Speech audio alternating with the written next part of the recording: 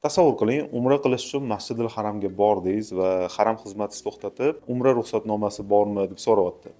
Agar ruxsatnoma ko'rsatmasangiz, umra amallarini bajarish uchun haramga ruxsat bermasligini aytyapti. Bunaqa holatda 100% shokka tushishingiz aniq. Sababi shu paytgacha umra qilish uchun qanaqadir ruxsatnoma kerakligini hali eshitmagansiz.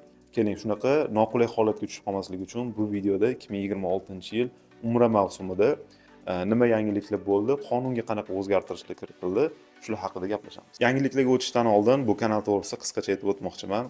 Bu kanalda umraga taalluqli bo'lgan va sayohatga taalluqli bo'lgan yangiliklar, qiziqarli ma'lumotlar va tahliliy yondashuv bilan sizlarga kontent tayyorlab borishga harakat qilaman. Eng qizig'i, eng muhimi, hech qaysi turfirma reklama qilmasdan turib, sizlarga xolisona yondashuv bilan kontent tayyorlab borishga harakat qilaman. Qo'llab-quvvatlashinglarni, kuzatib borishinglarni va like bosib tarqatib qo'yishinglarni tavsiya qilardim, chunki YouTube algoritmlari bu narsani yaxshi ko'radi va ma'lumotimiz, kontentlarimiz boshqalarga ham yetib borishiga sabab bo'ladi. Demak, birinchi mavzuyimiz bu umra mavsumi qachondan ochiladi. Umra mavsumi o'zi haj mavsumi tugagandan keyin sirazi ochiladi, ya'ni hozirgi kunda 25-maydan 30-maygacha haj kunlari belgilandi.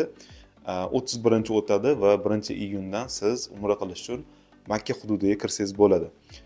Agar qo'lingizda turist viza bo'lsa, agar turist viza bo'lmasa, umra viza bilan bormoqchi bo'lsangiz, 10-11-iyun sanalaridan viza berish boshlanadi va o'sha sanalardan bu yoqqa borsangiz bo'ladi. Lekin bizning litsenziyali umra operatorlarimiz o'z paketlarini 15-iyun sanalaridan keyinga e'lon qilishyapti.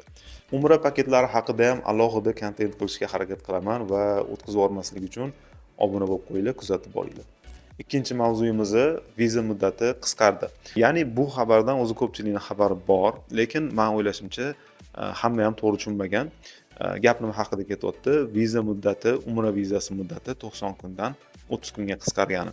Bu xabarni eshitib, endi Saudiyada 30 kundan ko'p qolmas ekanmiz deb o'ylagan bo'lishingiz mumkin. To'g'risini aytaman, boshida men ham shunaqa tushunganman.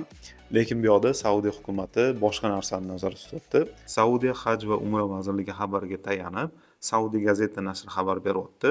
Ya'ni 2026-yil yanvar oyidan boshlab umra vizasini olganlar 30 kun davomida Saudiya hududiga kirish kerak bo'ladi. Agar 30 kundan o'tib ketsa, viza bekor qilinadi. Soddaroq qilib tushuntiradigan bo'lsam, umra vizasini oldingiz va 30 kun davomida Saudiya hududiga kirishingiz kerak bo'ladi. Agar 30 kundan o'tib ketadigan bo'lsa, viza bekor qilinadi va boshqatdan topshirishga to'g'ri keladi.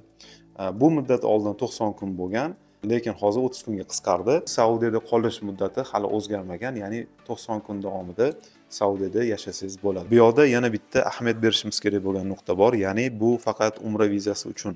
Turist vizasi va boshqa turdagi vizalarga taalluqli emas, faqat umra viza uchun. Keyingi mavzuyimiz eng muhimlaridan biri, diqqat qilib turasizlar. Agar bu mavzudan bexabar qolsangiz, kamida umra qilishda muammoga duch kelishingiz mumkin yoki jarimaga tortilishingiz mumkin bo'ladi. Xo'p, gap nima haqida ketyapti? Azizlar, umra qilish uchun ham alohida ruxsatnoma majburiy qilib qo'yildi. Ya'ni ravzaga xuddiki ravzaga ruxsatnoma bilan kirganingizdek, umraga ham ruxsatnoma bilan kirish majburiy bo'ldi. Saudiya haj va umra vazirligini nusuk ilovasi bor. Aynan shu ilova orqali umra vizasiga topshirasizlar va umra ruxsatnomasini ham shu ilova orqali olinadi. Xo'p, umra vizasi to'g'risida qisqacha aytib o'taman. Umra vizasi ham nusuk ilovasi orqali bo'ladi va unga biriktirilgan mehmonxona va transfer bronlarini ham aynan shu nusukdan bron qilib turib, bron raqamlarini vizaga kiritish kerak bo'ladi. Agar vizaga kiritilmasa, bron raqamlari viza berilmaydi, umra vizasi. Bu bitta nuqta. Ikkinchi nuqtasi, o'sha umra ruxsatnomasini ham nusukdan olinadi. Bu hammasi majburiy. Faqat umra viza bilan bormoqchi bo'lganlar aynan shu mehmonxona va transfer xizmatlarini nusuk ilovasidan bron qilish kerak bo'ladi.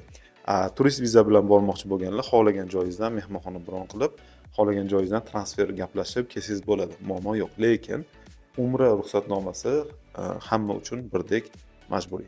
Menga qiziq bo'layotgan tomoni qanchalik yo'lga qo'yadi. Bilasizlar, haram hududida juda ko'p odam bor. Umra qilaman deb kelganlar juda ko'p. Ravzani-ku bir amallab tartibga solgan, lekin haram hududida bu narsa qanaqa tartibga solinadi? Menga qiziq. Lekin sizlarga shu o'rinda maslahat, umra paketi olayotgan firmadan bu narsani aniqlashtirib olish kerak.